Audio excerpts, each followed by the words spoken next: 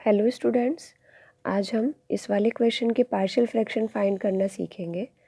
तो हम यहाँ पे कंसीडर करेंगे a/x-3 plus bx plus c upon x square minus 2। Consider किया इसको इक्वेशन नंबर 1। तो सबसे पहले हम x-3 को 0 के इक्वल पुट करेंगे। So put x-3 equal to 0, it means x equal to 3 in equation number 1।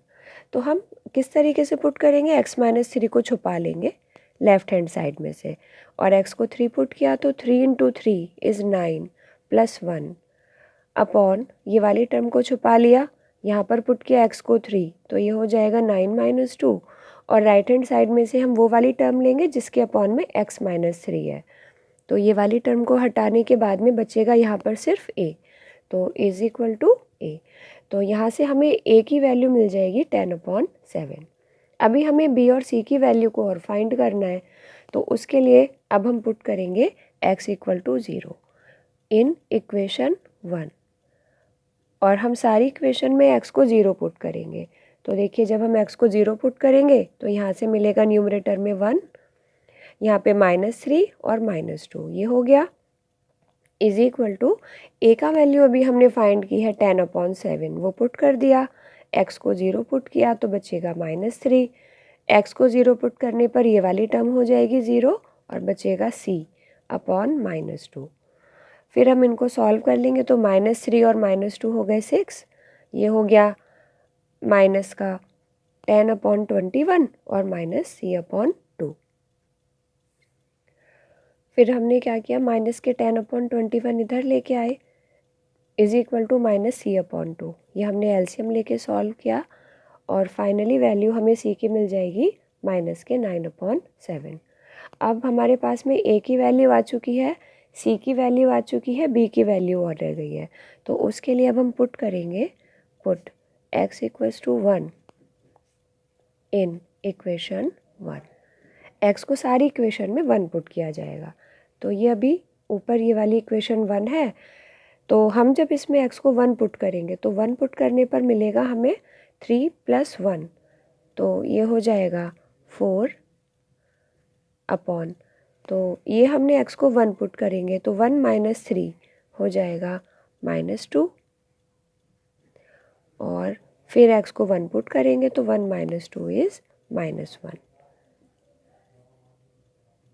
Is equal to a की वैल्यू अभी 10/7 फाइंड की थी, x को 1 पुट करेंगे तो ये रहा 1 - 3 हो जाएगा -2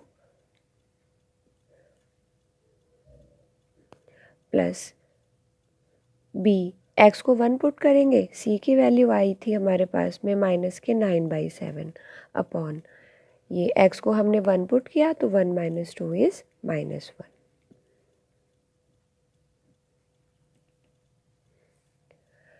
फिर ये हमने सिंप्लीफाई किया, -2 और -1 2 हो जाएंगे, यहाँ से 2 से 10 कैंसिल हो जाएगा और माइनस का वैल्यू इधर आ जाएगी 5/7 is equal to b/-1 means -b, और -9/7 अपॉन -1 माइनस माइनस प्लस होके 9/7 बचेगा।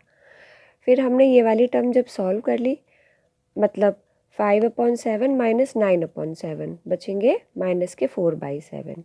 इनको हमने इस तरीके से लिख लिया एलसीएम लेते हुए, और फाइनली b की वैल्यू मिल जाएगी -10/7। हमारे पास में तीनों कॉन्स्टेंट्स की वैल्यू आ चुकी है। अब ये सारी तीनों वैल्यू इक्वेशन 1 में पुट कर देंगे, तो we have 3x + 1 upon x - 3 x² - 2 is equal to 10/7। A का वैल्यू पुट किया है, b की वैल्यू है -10/7, उसके साथ में x है अपॉन x² - 2, और c की वैल्यू -9/7, उसके साथ भी x² - 2। तो ये पूरा इसका आंसर हो गया। These are the partial fraction of this question. Thank you.